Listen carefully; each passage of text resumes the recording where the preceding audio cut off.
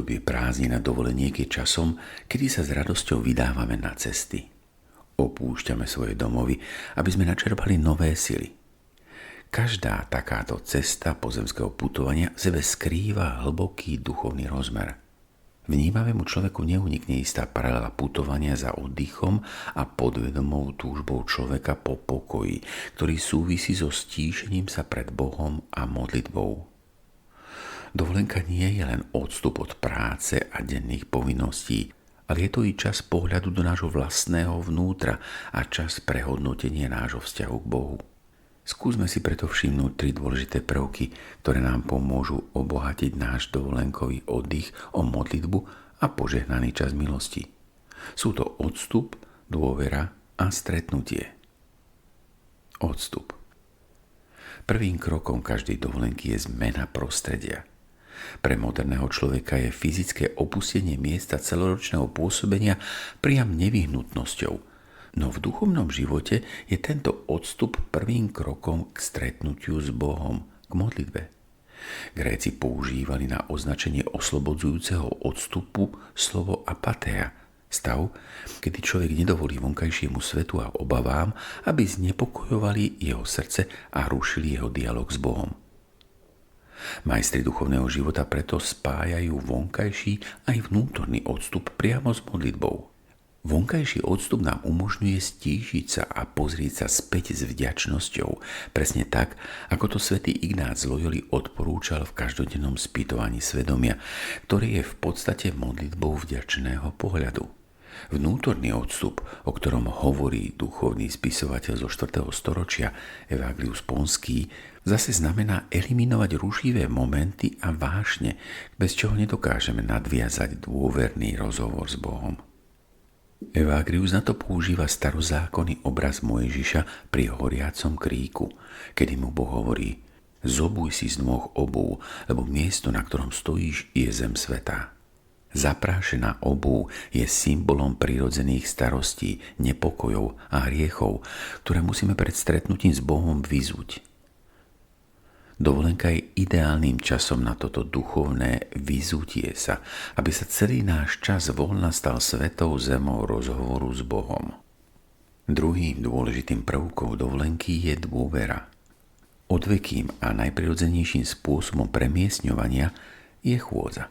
I keď v rámci dovolenky používame rôzne druhy dopravných prostriedkov, pešej chôdzi sa nevyhneme. Francúzsky filozof Gabriel Marcel označil človeka termínom homo viator, človek putujúci. Ako kresťania sme pútnici par excellence a naše putovanie sa počas dovolenky môže stať osobitnou príležitosťou na reflexiu o našom duchovnom živote, môže sa stať modlitbou v pohybe. Celkom prirodzene sa nám pri opakovaných rytmických pohyboch, ktoré sú synchronizované s rytmom našich krokov, objavia principiálne životné otázky. Neraz sa hlási o svoje miesto i otázka o našom kresťanskom povolaní, ktoré sme dostali v krste. Svätý Ján Zlatoustý pripomína, že ľudia žijúci v rodine sú povolaní k rovnako intenzívnemu duchovnému životu a modlitbe ako mnísi či zasvetené osoby. Rozdiel je len v tom, že pre mníchov a zasvetené osoby bola askéza plánovaná, ale pre ľudí žijúcich mimo kláštorov prichádza cez neplánované obety a kríže všedného dňa, ktoré duchovný človek prijíma s vierou a nesťažuje sa na ne. Naopak, vie, že sú nástrojom a prostriedkom osobnej premeny, osobného posväcovania. Dynamika fyzického a duchovného odstupu od pracovných povinností, ako i samotná vzdialenosť od našich domovov, prináša i nebezpečenstvá. Okrem reflexie nad našim duchovným životom sa v mysli neraz objavia i podnety, ktoré sa v duchovnej terminológii nazývajú logizmoj. Sú to nenápadné, zlé a hriešne podnety. A práve dovolenkový odstup je ideálny čas na to, aby sme si tieto nenápadné impulzy nášho vnútra lepšie všimli.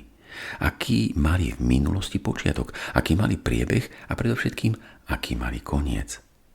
Táto reflexia nielenže osvetlí naše poznanie, ale môže posilniť i našu dôveru v Božiu prozreteľnosť. Od koľkých pádov, ktoré začínali nenápadnou ponukou, nás Pán v minulosti ochránil. Putovanie či cestovanie prirodzene vytvára priestor i pre dôveru v Božiu prozreteľnosť. V modernej spoločnosti sa spoliehame na poistenie, dobré plánovanie a navigácie. A koľko skúseností máme s tým, že všetko sa vypočítať a predvídať jednoducho nedá. A práve tu sa vytvára priestor pre vnímanie Božej prozreteľnosti, ktoré nás oslobodzuje od prílišnej osobnej dôležitosti a mocenskej snahy mať všetko pod kontrolou. Tretím dôležitým prvkom dovolenky je stretnutie. Počas dovoleniek absolvujeme nemalé množstvo stretnutí s ľuďmi, ktorí na nás zanechali dojem, ktorí nás niečím oslovili. S odstupom času spomíname na miesta, ktoré sme navštívili, ale tiež i na tieto osoby. Oslovili nás niečím, čo my nemáme. Túžbu zažiť niečo nové, stretnúť človeka, ktorý je duchovne bohatší ako my, v nás odhaluje odveku túžbu po stretnutí s transcendentnom, s Bohom, ktorý nás presahuje. Zachytávame jeho odrazy v ľuďoch. Vidíme ho napríklad na tvárach ľudí, ktorí s tichou radosťou vychádzajú zo spovedelnice a ktorí práve vo sviatosti zmierenia zažili osobné stretnutie s milosrdným Bohom. Tento vzťah môže prerásť do duchovnej sympatie, čo v gréckom preklade znamená vnútornú náklonnosť a schopnosť spolu cítiť.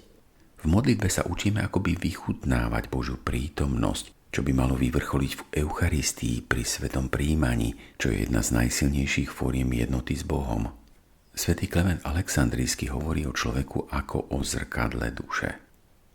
Všetky stretnutia s Bohom, všetky presahujúce skúsenosti zanechávajú na našej tvári trvalé stopy pokoja.